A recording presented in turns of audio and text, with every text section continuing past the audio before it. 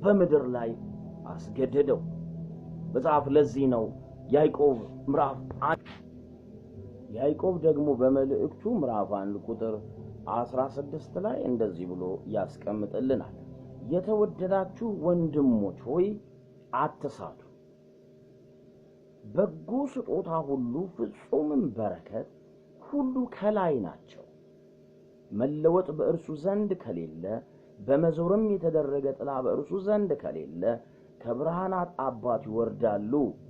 ለፍጥረቱ የበኩራት አይነት እንሆን ዘንድ በእውነት ቃል አስቦ ወለደን ብሎ ይናገራል። አሁንም ስለምንቀበለው ነገር ወይም ስለተሰጠን ነገር ሲያወራ አትሳቱ፣ ክፉን ነገር የሚሰጥ እግዚአብሔር የለም። ያዕቆብ እንዲያውም በሶስተኛው ምዕራፍ ላይ በዚሁም መልእክቱ ላይ ከአንድ ምንጭ ሁለት ነገር አይቀዳም ይላል። እንግዲህ ስለ አንደበትም ነው የሚያወራው። አንደበታችሁ የሚናገረው ከየት ምንጭ ቀርታችሁ ነው ከየት ነው የተቀበልነው ነው። እና የክፉም ነገር የመልካምም ነገር ምንጭ እግዚአብሔር አይደለም።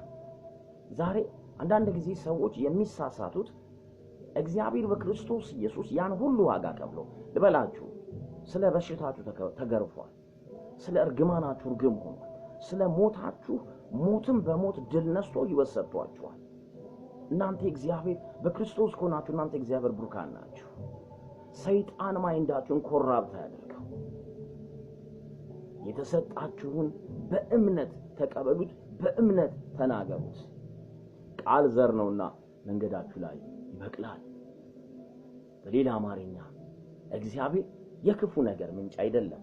ሲታስታውሳላችሁ በወንጌል ላይ መጽሐፍ ሲነግረን ኢየሱስ በሚንቀሳቀስበት ቦታ ላይ ሁሉ የእግዚአብሔርን ስጦታ ነው ለሰዎች ሰጥ የነበረው። እንደ ቀላል ነገር አንመልከታቸው። እንደ ኖርማል የተቀመጠ ነገር የለም።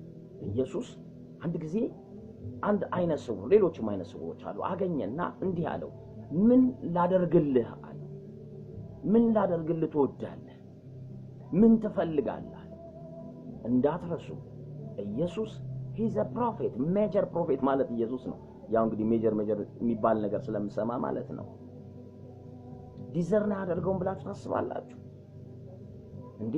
አይነ ስውር ፊቱ ቁጭ ብሎ እንዴት ኢየሱስ ምን ላደርግልህ ይላል?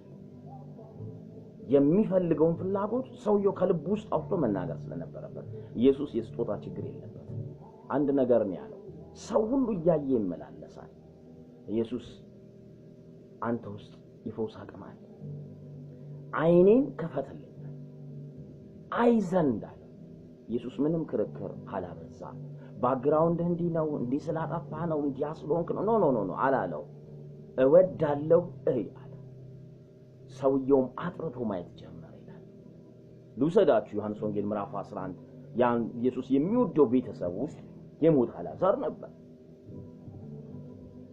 በስብሷል፣ ሸቷል፣ ማንም ሊቀርበው አይችልም የሚባሉ ነገሮች ነበሩ። ኢየሱስ ግን ምንድነው ያለው? አልዓዛር ና ውጣ ነው ያለው። እያችሁ ኢየሱስ የሞትን ቀንበር የመስበር ኃይል እጁ ላይ አለ። በሌላ አማርኛ መንፈሳዊውም በሉት ስጋዊ ሞት ከውድቀት ጋር ተያይዞ የገባ ከርስ እንጂ ሞት የእግዚአብሔር ስጦታ አይደለም። የለውም እግዚአብሔር ጋር ያለው ሕይወት ነው። እሱም ዘላለማዊ ነው። ኢየሱስ ወደኛም ዓለም የመምጣቱ ምክንያት ከጨለማ የተቀበልነውን ቀንበር ሰብሮ የርስቱ ተካፋይ እንድንሆን፣ በረፍት እንድንኖር፣ በሰላም እንድንኖር፣ በጤንነት እንድንኖር፣ የእግዚአብሔር ልጅ እንድንሆን እግዚአብሔር በልጁ የሚገባውን ነገር ሁሉ ዋጋ ከፍሏል። አንዳንድ ጊዜ ሚስሊድ አትደረጉ። እግዚአብሔር ሊያስተምረን በሽታ ሰጠኝ የሚሉ ሰዎች ይገርሙኛል። እግዚአብሔር በእውነት ያስተምራቸዋል። እግዚአብሔር እጅ ላይ ሪሞት ኮንትሮል የለም። አንዴ ለእናንተ በሽታ እየሰጠ አንዴ እናንተን እየፈወሰ እግዚአብሔር ራሱን የሚያስከብር አምላክ አይደለም። አንዳንዴም ሐሜት ሊሆን ስለሚችል መቼም ሃይማኖት የለመደው ብዙ ግሳንግስ ስላለ ዋይ ብለን መጠየቅ መልሱ በኢየሱስ እናገኘዋለን። በለመድነው ነገር ሁሉ አንድ ቀን እግዚአብሔር ይጎበኛል። መቼ ነው እግዚአብሔር የሚጎበኝ? ጎበኘህ እኮ በልጁ ጎበኘሽ እኮ እግዚአብሔር በክርስቶስ። ያን አሜን ብሎ ዲክሌር ማድረግ ግን ነጋችሁን የክብር ያደርገዋል። ነጋችሁን የብርሃን ያደርገዋል።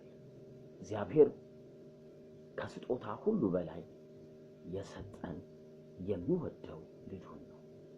ኢየሱስ ለዚህ ነው ነፍሱን ስለ ወዳጆቹ ከመስጠት ከዚህ የሚበልጥ ፍቅር ለማንም የለው። ሰው ቢሰጣችሁ ቁስ ነው፣ ዘላለማችሁን አይሰጣችሁ። ሰው ቢሰጣችሁ ሰው ሊያደርግ የሚችለውን ነገር ነው። እግዚአብሔር ግን የሰጠን ማንም ሰው ሊሰጠን የማይችለውን ነገር ነው። አንቺ ስጦታ ነሽ። አንተ ስጦታ ነህ። ፋብሪካ አልሰራህም። የሰራህ አምላክ አለ። የሞተልህ ኢየሱስ አለ። ጌታን ያልተቀበላችሁ ጉዟችሁ ወዴት ነው? ብዙ ነገር አለኝ የምትሉ ኢየሱስ ከሌላችሁ በጨለማ እንዳላችሁ ታውቃላችሁ። በጨለማ እስራት ውስጥ እንዳላችሁ ታውቃላችሁ። አንድ ነገር በጣም ይገርመኛል። እግዚአብሔር ጳውሎስን ያለው